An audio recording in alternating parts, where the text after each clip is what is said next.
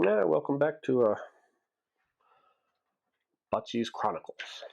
Like I said, I'm just taking advantage of the equipment and putting some stories out there, and never know. Maybe George Lucas will write a movie about me someday. My Andrew Jones hat. Let's see. Where to pick up the military? What else did we do? We went to a lot of cool places. Loved Hong Kong. Hong Kong was one of my favorite places. Thailand was okay. We played a lot of paintball in Thailand. That was fun. Um, let's see. Thailand. When we went there, they do these like they had these shows, kickboxing and stuff. You're in a bar, and in the middle of the bar there's a kickboxing ring, and they would just fight. But they'd bring out kids. Like the first group were like literally just kids fighting, and then it was teenagers, and then adults and stuff. And they give you opportunities if you want to get in the ring and take them on. But word of advice: they're not fighting seriously until you get in the ring. We had one guy get in the ring to challenge it, and either the guy he was fighting against took some Red Bull and skilled up real quick, or he was just toying with trying to get somebody in the ring with him because he just destroyed our guy. So be careful with that. That's a scam. There's a lot of scams actually. Let's see. Thailand. A couple scams they like to do is not much for us because we don't fall for it, but a lot of tourists still tell them that this is some limited jewel, like a ruby or diamond or something that you can sell, blah blah blah, and people who are dumb enough actually buy it and find out it's just a piece of glass. The birds, you let the birds go. They tell you, it's good luck to let the birds fly, and it's whatever good luck charm. But the thing is, the birds are trained to come right back to the cage. So as soon as you let them go, they fly around and come back to the cage, and they just made $5 off of you for nothing. Um, Hong Kong, Hong Kong didn't get scammed too many. Not that I know. I mean, there was not too many scams. I mean, a lot of knockoffs. Korea has a lot of like you can get anything knocked off from Korea. Yeah, cheap hats and stuff, cheap shirts. They'll make it for you right there. I like how silk in Hong Kong was really cheap, and jade was extremely cheap. I'm sure it was fake jade, but every time I went to Hong Kong, I tried to meet Jackie Chan, but he was never there, so that sucked. Singapore, I love Singapore. Singapore was one of my favorite places. Beautiful, the people are nice. A lot of rules. I mean, a lot of stupid things, but it keeps the place.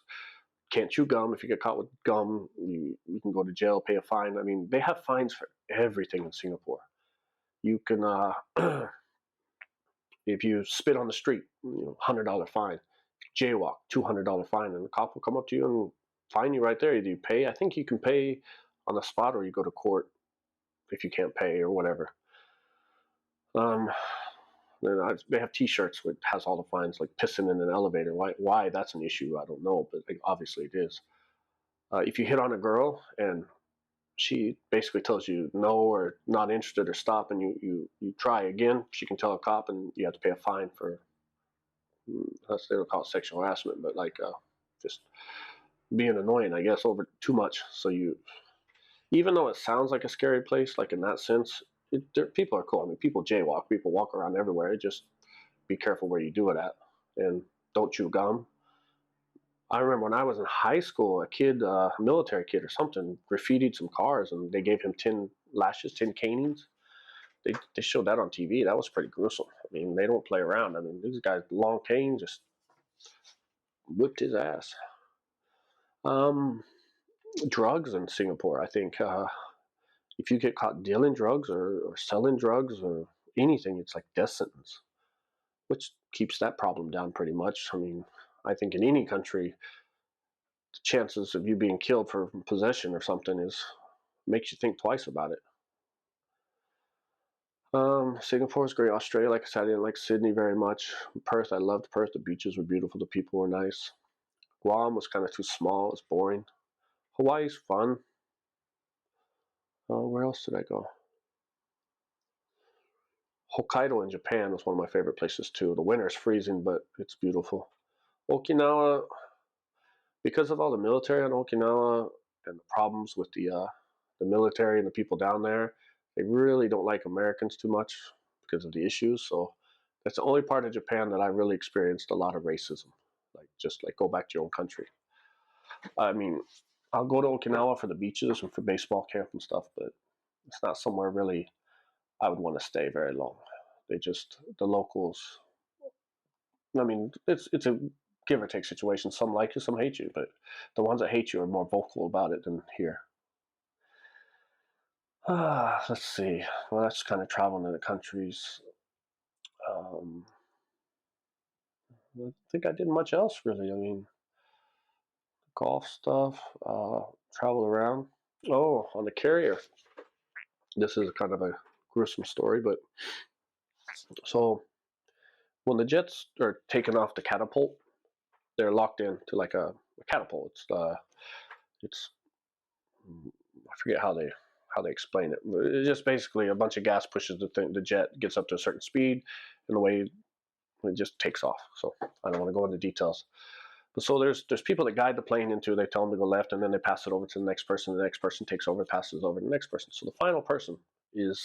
I think he wears a yellow jacket. I can't remember a yellow jacket. Each person has different color coats. Tells you their job. Red is weapons. Uh, green is whatever. What do you call it? Admin. Yellow is catapults. I forget blue plane captains. Whatever. I don't remember the color, so you can comment on that if you want. So anyway, I think the yellow jacket's the final person. So there's this blast door. It's like a big metal door. It weighs 500-600 pounds, and he sits behind that, and he looks at the jets like there's two takeoff spots. And when the plane captain, whoever hands it over to him, he takes control to the pilot and he tells him, "Hey, you ready to go? Everything good? Count down 3, 2, 1," and then he pushes the button. When he pushes the button, the catapult takes off and the plane shoots up. Simple. Well, not simple. I'm sure it's a pretty difficult process, but simple explanation. So anyway, the plane is right here, and the plane, like the wing, goes right over the guy. I mean, he just ducks his head down and because there's a big metal, like concrete looking door right in front of him that weighs God knows how much. So when I was on the ship once, and you can kind of watch the flight deck. They have a camera. It's always on the flight deck to see, what's going on and stuff. You sit in the armory board, you're just looking at TV. So we didn't see exactly what happened, but afterwards we were told what happened. So I guess when the plane was getting ready to take off, it's the pin in the landing gear or something snapped. So the right side of the plane dropped down a couple foot as it was launching. So it dropping down made the wing clip the top of that big door, the blast door. So it's going 300 miles an hour. I don't know, 350, 400, 250, whatever the speed is. It's going fast. I mean, fast enough to launch off of ship. So as it's going, it clips that door, and it slams down on the guy that's launching the ship, the plane, and crushes his legs. I mean, that's a 500-600 pound door plus the 300 miles an hour, and we just see sparks. We see a bunch of commotion and just things going crazy. You hear over the MC, medical emergency. Anybody with blood type A, O positive, whatever, please come down to medical. So me and everybody else that had the right blood type, we ran down to medical to get blood. I don't know what happened to the kid afterwards. They flew him back to Australia. I heard he was in Australia. I mean, they gave us updates once in a while, and of course, I think he lost both legs. Never walked again like that. And the military flew his family to go see him in Australia because he was stuck in the hospital for months because it just, I mean, you can imagine. I mean, close your finger in a car door. Imagine that's a 700-800 pound door with 300-400 miles per hour of momentum hitting the backside of it. So poor kid. I mean, that's got to be well, I mean, there was blood everywhere. It was so gruesome. They were washing the flight deck with hoses trying to get all the body parts and blood off of it and stuff. I think that's probably one of the worst things I've seen when I was there. Like just disgusting, and makes you think twice about what you're doing.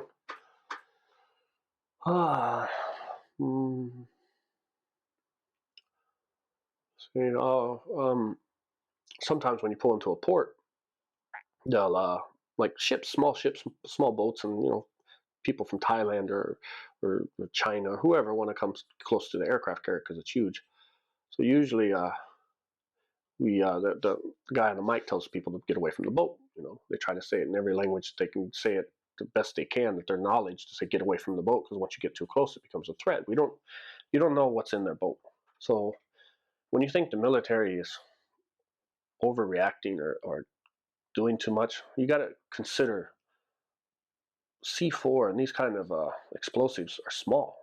And if you put 4 or 5 pounds of C4 into a little boat and push it and get next to something big, it's going to do damage. I mean, those kind of explosives are just massive. Dynamite alone is massive, and you don't know what's in a little tugboat or a little rowboat or whatever. I mean, it only takes a couple pounds of something, even wearing a vest or something. So anyway, these small, like when we pull into Hong Kong, a lot of those little fisherman boats kind of thing where they use their leg to power it kind of thing. They try to get close and then tell them, get away, please. It'll be a threat, and so they usually do a U-turn and go their own way. But I remember one time we were pulling into Hong Kong, and when they call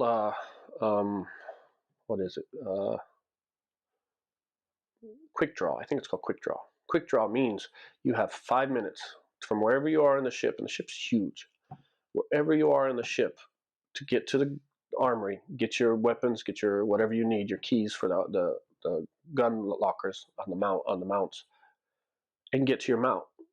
All the way with 5 minutes. So if you're at the front of the ship, you got to go run to the back of the ship, get your armor key and everything else, and then run back to the front of the ship to your locker. And plus, while you're loading up, putting on your armor or your helmets and your flak jackets and stuff. So when they call quick draw or any of those emergencies, the gunners, they have pretty much free reign over the ship. They can run through anybody. You make a hole, get out of the way, or you get knocked down. I mean, we don't have time to say excuse me, and everybody on the ship is supposed to know that. So sometimes, one time, there was a new officer who we were running and we knocked him down or pushed him and bumped into him. He followed us all the way to the armory, trying to yell at us for what we were doing, and then of course he got in trouble for interfering with what we were, because we only have 5 minutes, and it was his stupidity for not knowing that when in case of emergency, give us the right of way. Anyway, so they called a quick draw. We all jumped out of our racks or wherever we were doing, and we just ran up there, got our guns and stuff, and we're pulling into Hong Kong. So people are getting ready to go into vacation for a day or whatever, to go into leave. So we run, get the guns, we run out there, we set up, and what it was a little fishing boat guy with his foot pushing the little paddle thing to move. He was just getting closer and closer and closer, and they kept telling him, back away, you're getting too close. So once he got within a couple hundred yards, we had to prepare. So I remember this guy's look, because he was on my side, and they basically said to prepare. I mean, get ready to open fire if he doesn't change course. So we get the guns, we load them, and and on one side of the ship you have 1, 2, 3, like 3 guns, 3 on the other side and 2 on the ends, kind of thing. Or 2 on the ends, 2 on the ends, something, 10 guns all around. So there's 3 or 4 on each side. So as this guy's coming at us, those 3 or 4 guns just load and just go on him. This old guy, I don't know, maybe he just didn't hear well or something, but when he saw those guns come on him, that little push paddle boat almost turned into a speedboat when he just took off. I mean, he was just going 100 miles an hour, and he was gone. I mean, once he saw the guns lock onto him, he was out of there. So felt sorry for him, but it was kind of funny to see the look on his face and how fast his leg could work to get him out of there. Well, that's one of the stories dealing with other people not knowing the system. Sometimes people try to stow away on the ship. That's funny. They come on tours and stuff, because the ship tries to do tours to different countries. We pull in Malaysia or something like that. I think it was Malaysia when somebody tried to sneak away on the ship. They did a tour. How he got away from the tour, whatever happened, I have no clue. Somebody wasn't doing their job, but he he stowed away. He crawled into a rack and was hiding in there. And then once we pulled out, somebody called, like, there's somebody in this rack that don't belong, and they called a security alert, which that means we run down there, and we went down there, and it was just some I think it was Malaysian guy just hiding in the rack trying to deport or whatever. I don't know what his thinking was. So that happens once in a while. It's how he got in or how he got away, and you never know. But there are also contract workers on the ship that have to fix electric problems that, ship issues that we don't deal with. So maybe somebody just thought he was one of those. Oh, jumping overboard. That's also an interesting one. So when a man goes overboard, usually they jump over. It's not falling because there's so many precautions around the ship. It's hard to do anything like that. But I think we pulled out of Thailand. I think it was Thailand or Philippines, one of the two. So, and then these young guys, they go to Philippines and Thailand, and they, for $50, you're basically rich there. Back then, now I'm sure things have changed, and they go there and they have a little bit of money and they're living this life, staying in a nice hotel, and they're just partying, and it's not costing them anything. So they meet a girl, they fall in love, typical movie. And, everybody's girlfriend is different. She's the good one. She's the one that, even though where he met her, that's, she didn't want to work there. So these guys fall for it. And we had one guy, we pulled out, and I think we were 8-9 hours out. I mean, we were like way away from, there's no way. So this guy put some, like 2 Cokes or 3 Cokes in his pocket and a couple Snickers bars, and he jumped overboard. Just thought he was going to swim back to Thailand or Philippines or wherever it was. So when they do a man overboard, our job as gunners is to go to the top decks, and I think one person from there, and then one person gets in the boat with a gun, and we do a shark watch. So if sharks are coming, if we can see the person, we basically snipe the sharks, kind of thing. So make sure he doesn't get eaten before we can put him back on the boat and put him in jail for, AWOL or whatever it is. So so yeah, this guy jumped in the water, thought he was going to swim back to Thailand. We were 8-9 hours out. It would have probably taken him 3 days to swim back, but he thought his 2 Cokes and Snickers bars was going to get him there, not counting whatever other fish was in the water. Fish in the water, that's another. You'll see some huge fish like whales or sharks or whatever that come up next to the ship and rub against the boat and stuff like it's moving, I guess, scratching their back or whatever. Or I remember out of Korea, I saw 2 killer whales just playing right next to us while we were pulling out, jumping out of the water. That was pretty cool. Out of Australia, I've seen a huge blue whale just come out of the water. A lot of flying fish. Dolphins love to follow the ships and play in the waves. All right, well, I guess that's it for the military living on the ship lifestyle. I don't think there's much else to say about that.